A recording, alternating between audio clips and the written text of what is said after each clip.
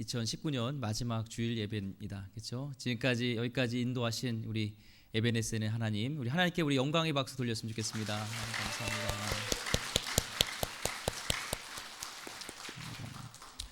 좋은 땅에서 일어나는 곱셈의 은혜라는 말씀 같이 나누려고 하는데요.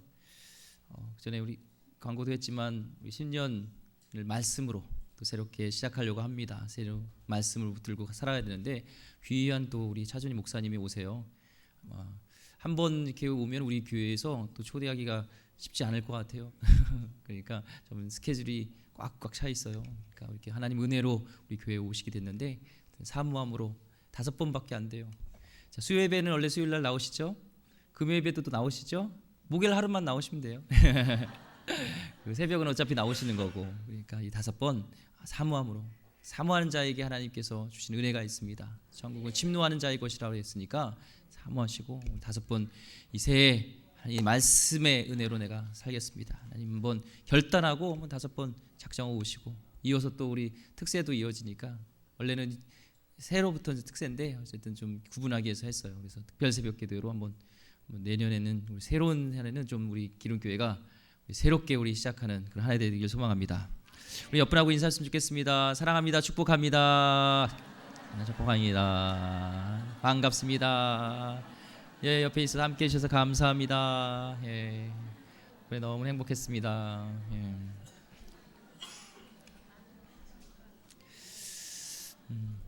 예, 우리 기름교회 분들 너무 정이 넘치셔서 한번 인사하라 하면 잠깐 보통은 인사하세요 그러면 안녕하세요 끝내는데 막 안녕하세요 하고 막 자꾸 막 저기까지 가시고 막 그리고 예, 제가 끊지 않으면 끊지를 못하고 그냥 교제하다 끝날 것 같아요. 예, 좋은 거죠. 우리 성도의 교제 나눔이 있으니까요.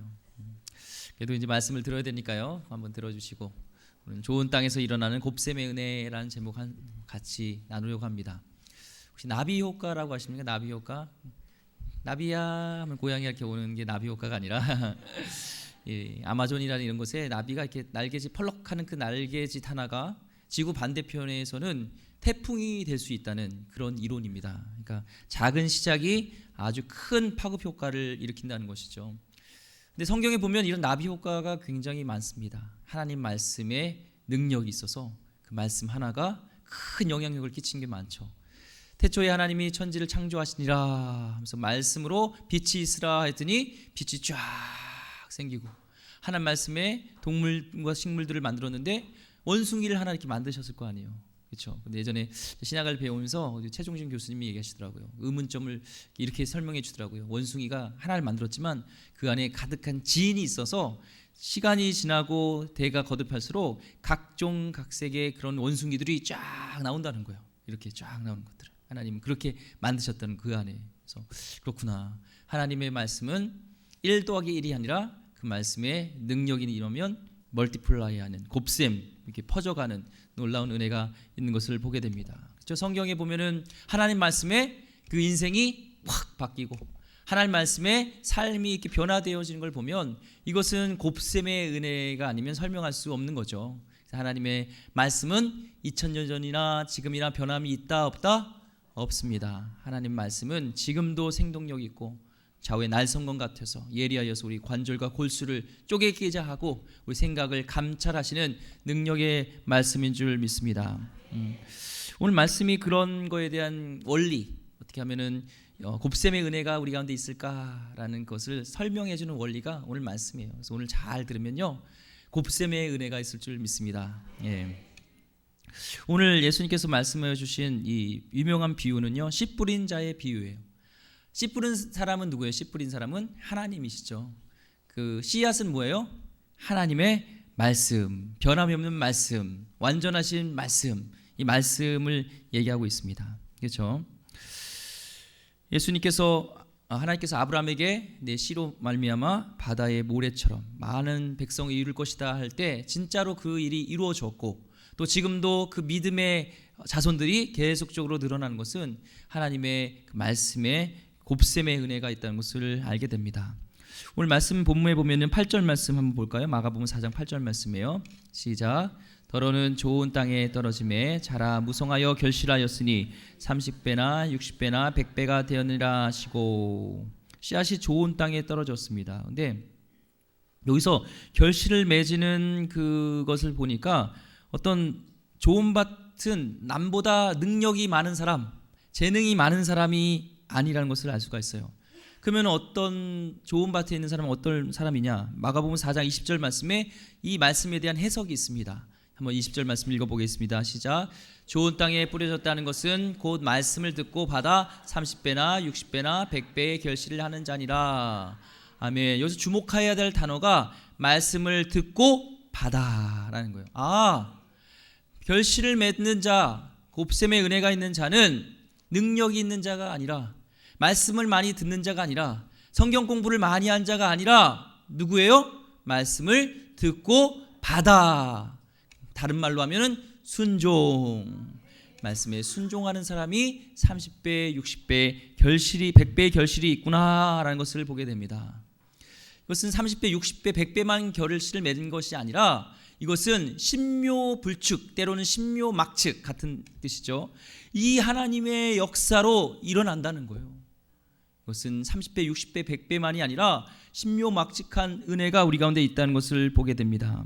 하나님의 말씀을 간단한 것 같지만 그 말씀을 받고 듣고 순종하는 자에게 놀라운 은혜가 있다는 것을 알게 됩니다. 하나님의 말씀이 우리 가운데 스며들 때 우리 가운데 평안이 임하고요, 하나님의 말씀이 우리 가운데 임할 때 우리 가운데 천국이 임하게 되어지고 하나님 나라가 우리 가운데 역사되어지는 줄 믿습니다. 하나님 말씀에 능력이 있어요. 변함이 없어요. 내가 문제인 거예요. 내가 문제예요. 때로는 내 생각과 고집이 너무 세서, 또는 내가 게으르거나 의심이 많아서 두려움에 사로잡혀서 그 말씀에 대해서 순종하지 않기 때문에 결실이 없는 거지, 말씀엔 아무 문제가 없다. 목사님 2000년 전이니까 그렇죠. 아니다. 지금도 똑같아. 유효하다. 단지 내 마음이 중요하다라는 것이죠. 불가능하게 힘든 환경 속에서도 말씀을 믿고 순종하면 복이 임하는 것이 성경이 많이 나와 있어요. 아브라함의 자녀 아들이 누구죠? 이삭이잖아요. 이삭이 기근이 들었어요. 그래서 기근이 들면 이 비옥한 초승달 지역, 이 이집트를 가야 되는데, 그걸로 가려고 하는데 하나님이 거기 가지 마라. 먹을 것도 없고 이제 어떻게 돼요? 그런데 가지 않아요. 그런데 하나님의 놀라운 은혜가 임합니다. 창세기 26장 12절과 13절 말씀 읽어보겠습니다. 창세기 26장 12절 13절 시작. 이삭이 그 땅에서 농사하여 그 해에 100배나 얻었고 여호와께서 복을 주심으로 그 사람이 창대하고 왕성하며 마침내 거부가 되어. 불경기가 되고 정말 다 장사가 안 되는데 이 이삭만 잘 된다는 거예요. 그것도 1배, 2배, 3배, 4배가 아니라 100배. 기근이 들어서 지금 농사가 해도 망하는 그런 상황에, 장사를 해도 망하는 상황에, 있는 것도 접어야 되는데 하나님께서 함께 하시니까 100배의 결실이 있다는 거예요. 어떻게? 하나님 말씀에 순종하여서 그대로 놀라운 곱셈의 은혜가 임한 줄 믿습니다.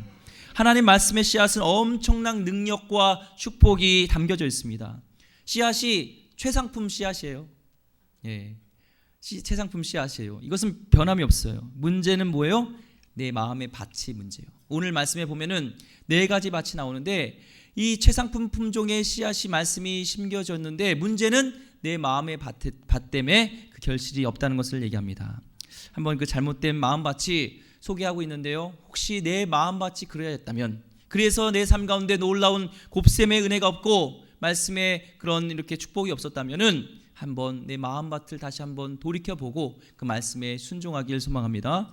우리 마가복음 4장 4절 말씀을 읽어보겠습니다. 첫 번째 밭입니다. 시작. 뿌릴새 더러는 길가에 떨어짐에 새들이 와서 먹어버렸고. 아멘. 어디가 했냐면은 길가요. 이 등산을 좋아하는 분들 보면요, 사람이 이렇게 지나가는 길과 안 지나가는 길이 달라요. 사람이 지나가지 않는 길은 잡초도 무성하고 어디 이렇게 축축하기도 하고, 그런데 사람이 계속 지나는 데는 풀도 안 자라고요. 거기는 계속 밟혀가지고 단단해요. 딱딱해가지고 더 이상 식물이 거기에 자랄 수가 없어요. 왜? 계속 밟혀가지고 딱딱하니까. 이건 뭘 상징합니까? 바로 나의 지식이 너무 많아져서, 너무나 내 지식이 많아져서 내가 산전수전 공준전까지 다 겪은 사람이야. 내가 신앙생활 30년 했어, 40년 했어. 내 경험이 얼마나 많은데, 야, 그 말씀은 이렇게 하면 돼. 내가 다 알아. 너무 경험이 많은 거예요. 길가에 된다는 건 내 마음밭이 너무나 이게 내 생각이 많아고 한다는 거예요. 우리는 겸손해져야 됩니다. 논리와 상식의 틀로만 말씀을 이해하려면 안 되고요. 내 지식의 교만, 내 경험의 교만, 옛사람의 교만이 이 시간에 다 무너져지길 소망합니다. 그래서 마음밭이 옥토가 되어서 거기에 말씀이 심어질 때 아멘 받아들이고 30배, 60배, 100배의 결실이 맺길 소망합니다. 그래서 우리 신앙이 오래된 분들 조심해야 돼요. 내가 너무 잘한다는 것 때문에 그것 때문에 말씀의 결실이 없어요. 그래서 한번 나는 그것이 아닌가, 그 마음밭이 아닌가 한번 돌아보기를 소망합니다. 또한 두 번째 마음밭이 나와요. 5절과 6절 말씀입니다. 4장 마가복음 4장 읽어보겠습니다. 시작. 더러는 흙이 얕은 돌밭에 떨어짐에 흙이 깊지 아니하므로 곧 싹이 나오나 해가 돋은 후에 타서 뿌리가 없으므로 말랐고. 자, 여기는 이제 흙이 이게 얕아요. 흙이 있긴 있어. 얇아서 뿌리를 내리는데 씨앗이 떨어져서 말씀이. 그런데 그 밑에 보니까 조금만 흙이고 좀 파니까 돌인 거예요. 돌이니까 이 뿌리가 거기까지 맺히 내려갈 수 있어 없어요? 못 맺는 거예요. 거기다가 뿌리가 얕은 무리가 깊어야지, 나무도 뿌리가 깊어야지 그 시냇가에 물이 이렇게 돼 있어서 물을 빨아들이잖아요. 밑에 물이 흐르니까. 근데 이게 뿌리가 얕으니까 여기 햇빛이 비치니까 어떻게 해요? 말라버리는 거예요. 이 말씀에 대한 해석이 마가복음 4장 16절과 16절 말씀에 나와 있습니다. 16절과 17절 말씀 읽어보겠습니다. 시작. 또 이와 같이 돌밭에 뿌려졌다는 것은 이들을 가리킴이니 그 말씀을 들을 때 즉시 기쁨으로 받으나 그 속에 뿌리가 없어 잠깐 견디다가 말씀으로 인하여 환난이나 박해가 일어나는 때에 곧 넘어지는 자요. 아멘. 이런 부류의 사람을 이렇게 얘기할 수 있습니다. 감정적인 사람들이라는 거예요. 그러니까 충동적인 사람이에요. 그 말씀을 딱 받았을 때 뭔가 필링이 있어. 즉각 반응이 있어. 말씀 뭔가 재밌는데? 말씀이 은혜가 되는데? 기뻐. 하면서 막 감동이 되니까 때로는 눈물도 흘러. 막 글 쓰는 거 아멘 할렐루야 막 연발을 합니다. 하나님 저 은혜 받았어요. 목사님 저 은혜 받았어요. 막 그러고 헌신하겠습니까? 헌신한 사람 일어나세요. 제가 여기 있습니다. 저를 보내주세요. 막 그러는데 문제는 이제 뭐예요? 햇빛이 쬐는 거예요. 햇빛이 쬐다는 건 뭐예요? 햇빛이 비친다는 거는 환난과 고난과 역경이 오면은 이제는 원망이 시작합니다. 사람을 원망하고 목사님 원망하고 더군가 더 나가서 이제는 하나님을 원망해요. 아유 이 말씀 아니잖아요. 하나님 이런 게 왜 돼 있어요? 제가 이렇게 헌신했는데 아무 일도 일어나지 않잖아요. 하나님 하면서 원망하는 사람, 이 사람이 바로 오늘 돌밭에 뿌려진 사람입니다. 그래서 뿌리가 약한 성도님은 이 감정의 기복이 심하게 되어지고 흔들리고 막 좌충우돌 하게 되는 거죠. 오늘 시간에 하나님의 말씀을 붙들고 그 말씀 안에 믿음 뿌리 내리고 결실이 있는 귀한 성도님 되기를 주님은 축원드립니다. 세 번째 부류의 마음밭은요 4장 7절이에요. 마가복음 4장 7절 말씀 읽어보겠습니다. 시작. 더러는 가시떨기에 떨어짐에 가시가 자라 기운을 막음으로 결실하지 못하였고. 가시의 떨기에 떨어지는 것은 설명이 이제 마가복음 4장 18절과 19절에 나옵니다. 어떤 설명인지 읽어보겠습니다. 시작. 또 어떤 이는 가시떨기에 뿌려진 자니 이들은 말씀을 듣기는 하되 세상의 염려와 재물의 유혹과 기타 욕심이 들어와 말씀을 막아 결실하지 못하게 되는 자요. 아멘. 이 가시떨기에 떨어진 사람은 이 세 가지 때문에 이제 결실을 못 맺는 거예요. 뭐냐면 염려, 두 번째는 물질에 대한 재물에 대한 유혹, 욕심, 그 다음에 여러 가지 이렇게 쾌락, 욕심 이런 것들 때문에 열매를 못 맺는 거죠. 생각해 보세요. 우리 가운데 말씀이 이렇게 심겨져야 되는데 염려 때문에 말씀이 들어오지 않는 거예요. 계속적으로 염려가 있습니다. 돈 문제, 건강 문제, 가정 문제, 사업 문제, 교회 문제로는 염려가 있어요. 지금 마음 이 시간에 이 말씀 이 설교 듣고 있지만 마음은 콩밭에 가 있는 분들이 있을 수 있어요. 내가 가스레인지를 잠궜나 안 잠궜나, 지금 말씀이 중요한 게 빨리 끝나고 집에 가야 되는데 하면서 그런 염려가 생기는 거예요. 내 가운데 하나님께서는 항상 기뻐하라, 쉬지 말고 기도하라, 범사에 감사라고 했는데 내가 오늘 염려 때문에 언제 그거는 이 문제가 해결되면 제가 감사할게요. 이 문제가 해결되면 감사하지 지금은 안 돼요. 근데 하나님은 어땠어요? 예수님은 오병이어 기적을 일으킬 때도 나사로를 살 때도 먼저 축사하셨습니다. 먼저 감사했습니다. 여러분 말씀으로 감사하며 선포하길 소망합니다. 하나님 2029년을 함께 하신 하나님 감사합니다. 2020년도에 놀라운 은혜로 부어주실 것을 감사합니다. 우리 가정을 지켜주시고 우리 교회를 지켜주시고 이 나라를 지켜줄 것에 감사합니다 하면서 먼저 감사하는 거예요. 너희 염려를 주께 다 맡기고 감사함으로 너희 구할 것을 하나님께 감사함으로 구하라. 그러면 모든 지각에 뛰어나신 그리스도의 평강이 내 마음과 생각을 지키시리라. 말씀을 붙드는 거죠. 염려를 붙드는 것이 아니라 염려를 붙들지 마시기 바랍니다. 염려해서 해결되면 염려하세요. 기도하지 마시고 염려하시고 이 시간에도 염려하다 가세요. 주무실 때도 염려하시고 일하실 때 염려하시고 식사하면 계속 염려하세요. 염려해서 이뤄줄 게 없습니다. 그럼 한번 우리 말씀에 한번 순종해 보는 거죠. 말씀대로 문제는 염려는 주께 딱 맡기고 옆분하고 인사했으면 좋겠습니다. 걱정하지 마세요. 인사하겠습니다. 두 번째는 재물의 유혹이 있다는 거예요. 이 유혹, 재물을 너무 사랑하면요 하나님 말씀이 들어오지 않아요. 믿음의 사람이 너무 돈을 밝히면요 하나님 말씀이 그 안에서 능력으로 역사하지 않습니다. 어떻게 알아요? 제가 그랬어요. 제가 선교사고 이렇게 목회자지만 섬기고 나누고 구제하는 것이 굉장히 인색했어요. 근데 가까이 저랑 같이 사는 사람은요 이렇게 뭐 선교사를 만나든지 누굴 만날 때 뭐 선물이라든지 뭔가 물질을 이렇게 주시는 감동으로 이렇게 준비해 가는데 하나님이 주시는 감동대로 그걸 깜빡 잊고 못 가져가든지 좀 그렇게 하면 너무 힘들어 하시더라고요. 그래서 저는 이해가 안 됐어요. 왜 내 돈 나가는데 뭐 그것을 힘들어하는지. 근데 하나님이 부어주신 은혜를 경험하게 돼요. 진짜 행복은 받는 데 있는 것이 아니라 나누는 데 있구나.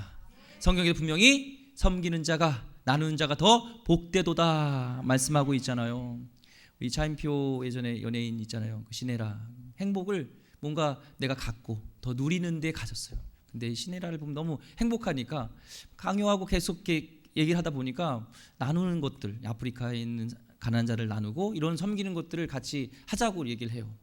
그래서 이제 아프리카에 갑니다. 내가 아프리카를 가는데 1등석으로 가야지 하고 막 이런 버스트 클래스를 타고 가고 막 그랬는데 거기서 아프리카 한 소년을 만났는데 행복한 표정으로 편지에 사랑한다, 축복한다.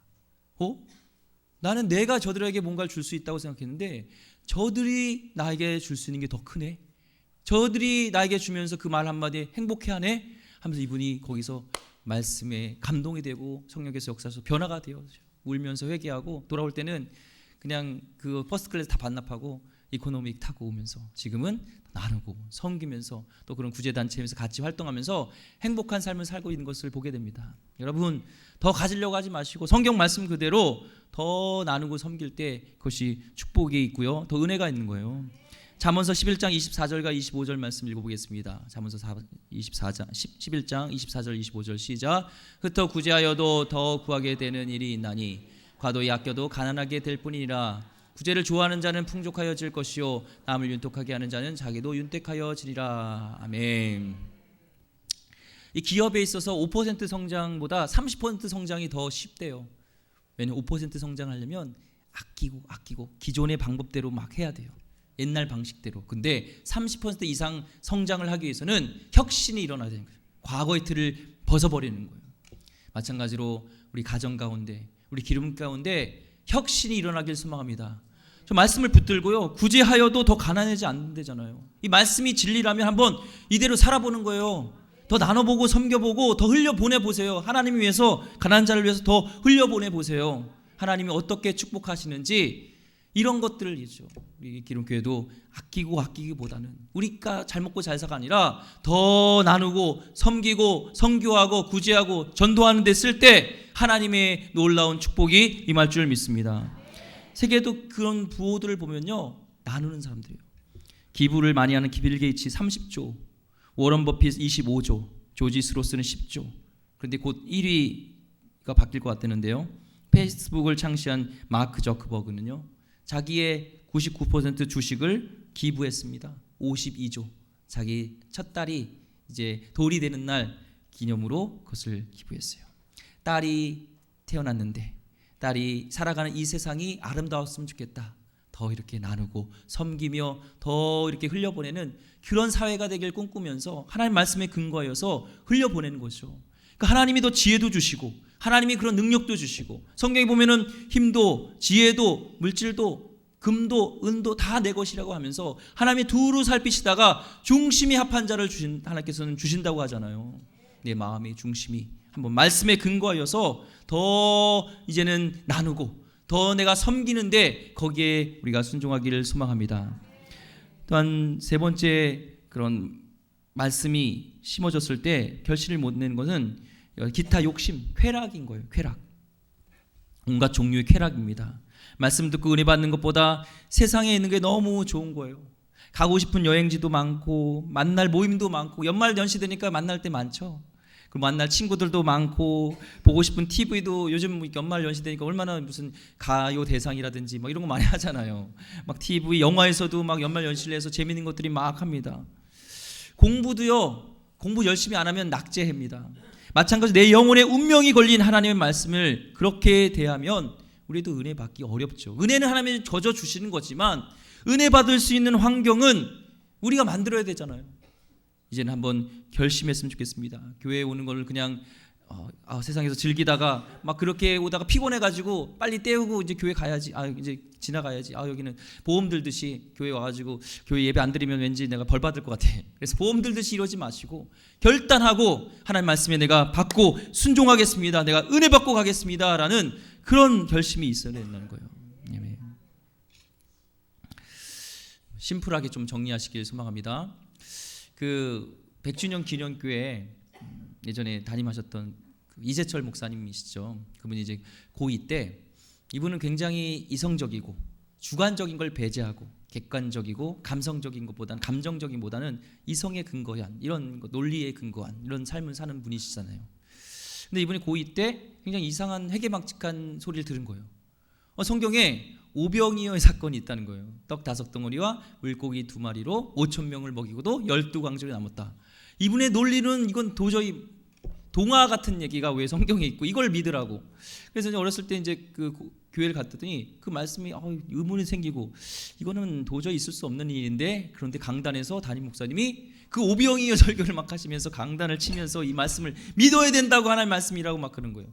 그 다음 이 목사님의 마음이 문이 닫혔습니다. 기독교는 저렇게 비상식적인 사람들이구나. 내가 더 이상 상종할 곳이 아니구나 하고 담을 쌓고 그 이후로 학교도 여러 가지 채플이 드리는 교회, 그 예배 드리는 학교인데도 예배 시간에 채플 시간에 강냉이나 까먹고 말씀도 안 듣고, 그리고 뭐 동네에서 반상회를 한다고 반장내 모이라고 했는데 반장내 집을 딱 들어가려 보니까 교회가 있어요. 그러면은 집에도 안 들어가고 그렇게 기독교인들과 상종을 하지 않는데 계속적인 전도와 또 두들김과 하나님의 예비하심이 있었던 것이죠. 은혜가. 그러면서 이제 교회를 등록하게 돼요. 등록하면은 새신자가 되면 이제 목사님이 신방 오시잖아요. 신방 오기 전에 구역장님이 먼저 와서 이제 여러 가지를 얘기하고 이제 차도 준비하고 다갈 준비하는 동안 이제 목사님이 구역장님한테 막 하소연하는 거예요. 아니 도저히 저는 믿을 수 없고 이런 동화 같은 이런 오병이어 사건이 있기 때문에 이 기독교가 더 전도가 안 되어지고 전도가 막히는 거예요. 세상 사람한테 이 얘기를 해보세요. 누가 믿겠나고요. 이 성경에 이런 게 있어가지고 도저히 믿을 수가 없다 얘기를 합니다. 그러고 나서 이제 목사님이 오셔서 예배를 드리는데 이제 말씀을 읽고 또 기도도 하고 찬송을 부르고 본문을 딱 폈는데 마태복음 14장 15절 21절인 거예요. 오병이어 사건 이 말씀을 읽는데 기존과는 다랐던 경험을 하게 됩니다. 말씀을 읽는 동안 갑자기 무언가 차갑고 날카로운 얼음 조각 같은 것이 몸을 훑고 지나가고 내려가요. 그러고 나서 서늘하고 오싹한 느낌이 들고 그 말씀을 통해서 나의 한계를 이분이 느끼고 그런 절대자를 경험하면서 이제는 그 두 손이 나를 향해서 움츠르고 있었던 것을 두 손을 펴고 왕자의 보좌의 자에 하나님을 앉히게 됩니다. 이 말씀을 믿으면서 말씀의 경험을 더 하게 되어져요. 1년 후에 이제 막내 아들이 수영을 하다가 귀에 물이 들어가서 병원을 갔는데 의사가 진단하다가 보니까 큰 병원에 갑자기 가라는 거예요. 그래서 세브란스 병원을 갔는데 거기서 시존 세브란스에서 정밀 검사를 다 한 후에 진단이 나온 것은 바로 소아암의 일종인 신경아세포종에서 허리 쪽부터 자란 혹이 척추를 끼고 번져 폐까지 올라가서 이미 손을 쓰기 너무 늦은 4기 말기라는 것을 진단받게 돼요. 항암제를 맞으면서 머리가 다 빠져버린 이 아이의 맑은 눈을 바라보면서 이분은 밤새도록 그 아이를 보면서 쭈그려서 울기만 했습니다. 내 목숨을 주어도 아깝지 않은 그 아이가 를 보면서 아무것도 할 수 없는 아버지의 그런 극한 상황에서 더 이상 버틸 힘이 없었고, 그때 하나님의 말씀이 이분을 감쌉니다. 평생 믿지 못했던 오병이의 기적 사건이 하나님의 말씀을 믿어지게 되어지고 하나님의 사랑을 확인하는 순간 그 아이가 지금은 이분이 그 아이가 자라서 결혼식 때 줄에도 서지고 가정을 이루고 있습니다. 성경의 문자로만 기록되어 있던 오병이의 기적이 그저 스쳐 지나갔던 전설 같은 사건이 이 목사님 마음밭에 심어지고 결실을 맺게 되어져서 놀라운 축복의 그런 곱셈의 은혜가 있었던 것이죠. 이분이 이제 담임 목사님이 되시잖아요. 목사님이 되셔서 이제 새신자가 이제 김경미라는 성도님이 교회 등록을 하게 되는데, 그럼 신방을 하잖아요. 새신자가 오면요. 그때 이제 기도하잖아요. 그래서 하나님, 오늘 신방하는데 오늘 이 가정에 어떤 말씀을 주시길 원합니까? 하고 기도를 하는데 하나님이 자꾸 이 말씀을 주시는 거예요. 마태복음 14장에 오병이어의 기적 사건. 그래서 이 말씀을 선포했을 때 그 성도님의 심령이 그 말씀으로 새로워지고 믿어지는 놀라운 역사가 있게 되었습니다. 이 오병이어의 그런 말씀이 이 목사님만 아니라 이 성도님에게도 이어지게 되었고, 그 말씀을 붙들고 그런 과정 가운데 그 자녀가 또 암에 걸려요. 항암 치료가 다 무의로 돌아갔습니다. 의사가 내린 결단은 마지막에 이제 수술밖에 안 남았는데 너무나 위험하다는 거예요. 그래도 이제 수술을 하게 됩니다.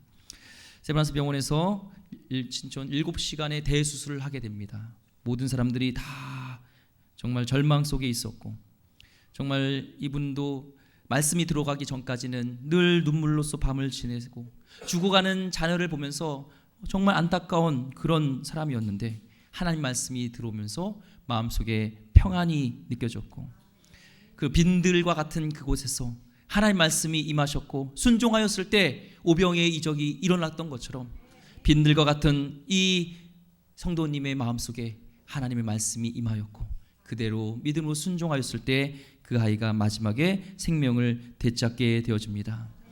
성령께서는 지금도 우리에게 말씀하고 계시고요, 이 성경은 성령의 감동으로 기록된 거기 때문에 이 말씀이 우리 가운데 심겨질 때, 거기서 순종할 때 놀라운 역사들이 일어날 줄 믿습니다. 성령께서 지금도 시간과 공간을 초월하여서 신묘막측, 신묘불측한 방법으로 하나님은 역사하고 계신 줄 믿습니다. 오늘 말씀에 보면은 길가에 심어진 그런 밭이 있고요, 돌밭이 있고요, 가시떨기가 있는 밭이 있습니다. 근데 좋은 밭, 옥토는 뭐가 다를까요? 기존에 있는 밭은요, 그냥 그대로 있던 밭이지만 옥토라는 것은, 좋은 밭은 일구어진 밭이에요. 좋은 밭이란 곡괭이와 삽입과 호미와 쟁기 등으로 그 땅을 깨고 부수고 갈아엎는 과정을 겪은 땅이 옥토가 된다는 것입니다. 우리가 옥토가 되기 위해서는 때로는 하나님이 우리를 그렇게 갈아엎으세요. 날 기경하세요. 고난과 역경과 여러 가지 찢기는, 으스러지는 가루와 같이 되는 고난과 고통을 우리에게 주신다는 거예요. 그 결과를 통하여서 우리 가운데 30배, 60배, 100배의 결실이 있다는 것입니다. 그래서 우리 크리스찬들이 겪는 고난은 고난으로 끝나지 않습니다. 오늘 우리 사회에 진짜 필요한 것은 십자가를 지는 사람들이 필요합니다. 십자가에 대한 이야기하는 사람들은 많지만 십자가를 지는 사람들은 드문다는 것이죠. 우리 마음 gat에 하나님이 나에게 십자가를 허락하는 것은 내 마음을 기경하기 위해서, 거기에 하나님 말씀이 심겨질 때 30배, 60배, 100배, 이것은 30배, 60배, 100배만 일어나는 것이 아니라 하나님의 곱셈의 은혜가 임한다는 것을 우리가 알 수가 있습니다. 혹시 하나님 더 믿고 하나님 말씀을 순종하며 살려고 하는데 고난과 역경과 찢겨지는 아픔이 있습니까? 아까 간증했던 그 목사님과 그 가정에도 그 어려움 속에서 그 속에서 마음밭이 옥토가 되어졌을 때 기존에 읽던 기존에 듣던 말씀이 새로워졌던 것처럼 오늘도 우리 가운데 하나님은 기경하길 원하세요. 여러분 기경되어지고 그 가운데 옥토가 되어서 말씀이 심겨졌을 때 순종함을 통하여서 놀라운 역사가 있기를 소망합니다. 오늘 말씀을 읽으면서요 소망을 갖게 되어지는 것이 있어요. 4분의 1의 확률이 그래도 옥토가 있다는 거예요. 여러분이 말씀을 전할 때 안 듣는 것 같아도 하나님께서 예비하신 4분의 1의 옥토의 사람이 있다는 거예요. 하나님이 우린 모르지만 성령께서 이미 예비해 놓으셔서 때로는 여러 계기를 통하여서 아픔을 주셔서 때로는 여러 고난을 주셔서 아들 때문에 재산 문제 때문에 경제 때문에 어떤 문제인지 모르지만 하나님이 마음밭을 기경하셔서 말씀이 심어질 때 거기에 결실을 맺을 수 있는 영혼이 있다는 거예요. 저도 마찬가지입니다. 설교를 할 때 팔짱을 끼고 있는 사람, 무슨 말을 하나 보자 저를 째려보는 사람 열심히 듣긴 하는데 저 사람이 정말 크리스찬 맞나 할 정도로 행함이 없는 사람 있을 수 있지만 낙담하지 않는 것은 이 말씀을 묵상하면서 또 우리는 교사분들도 마찬가지죠. 아이들이 계속 콩나무 시루에 물 붓듯이 정말 잘하는 것 같지 않지만 물이 흘러내린 것 같지만 그 가운데 분명히 최소 4분의 1은 말씀을 듣고 거기에 결실을 맺을 수 있는 영혼이 있다는 것입니다. 그렇기 때문에 때를 얻든지 못 얻든지 우리 가족에게 또 우리 가까이 있는 영혼들에게 하나님 모르는 영혼들에게 이 복음 말씀을 전해야 되지 않겠습니까? 4분의 1을 보면서 최소 4분의 1이 있다는 것을 믿으면서 저도 최소 4분의 1은 분명히 옥토가 있다는 것을 믿으면서 오늘도 담대히 말씀을 선포합니다. 프로그램이 사람을 변화시킬 수 없습니다. 저는 하나님 말씀만이 우리 사람을 변화시킬 수 있을 줄 저는 믿습니다. 예, 이제 우리 기회가 있죠. 새해를 시작할 때 말씀을 먼저 받고 그 말씀을 사모함으로 거기에 내 말씀을 준비하여서 한 해를 한번 그 말씀 붙들고 한번 살았으면 좋겠습니다. 어떻게 하나님이 말씀 붙들고 순종하는 자에게 놀라운 어떤 은혜가 있는지 여러분이 정말 그런 축복의 샘플이 됐으면 좋겠고 전도할 때도 날 보라고 우리 가정을 보라고 별 볼 일 없잖아 가질 거 없잖아 말씀 붙들고 순종하였는데 정말 하나님이 살아계셔서 역사하셔서 이런 은혜를 주셨다는 그런 간증이 여러분 가운데 다 있기를 소망합니다. 아멘. 시간에 우리 한번 기도했으면 좋겠습니다. 여러분 혹시 여러분 가운데 고난과 역경이 있습니까? 그동안에는 그렇게 하나님 말씀을 전했고 설교를 듣고 했는데 내 마음밭이 옥토가 되지 않았습니까? 하나님이 또한 나를 기경하기 위한 하나님의 계획이 있을 줄 믿습니다. 거기 감사하시고요. 하나님 주신 말씀이 있다면 때론 찔림이 있다면 배게 하시고 아멘으로 받을 게 있으면 적극적으로 아멘으로 받고 순종하시고요.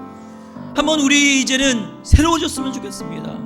머리로 많이 듣는 많은 그런 공부를 통해서 아는 그런 지식이 아니라 성경 말씀이 아니라 듣고 순종하는 자에게 30배, 60배, 100배의 결실이 있었던 것처럼 하나님 우리 인생 가운데 내 인생 가운데 하나님 정말 이제는 내가 순종하길 원합니다. 심플한 간단한 말씀이라도 하나님 내가 그 말씀 붙들고 내가 씨름하길 원합니다. 결단하며 나가길 원합니다. 주여 세 번의 주 한번 기도하겠습니다. 주여 주여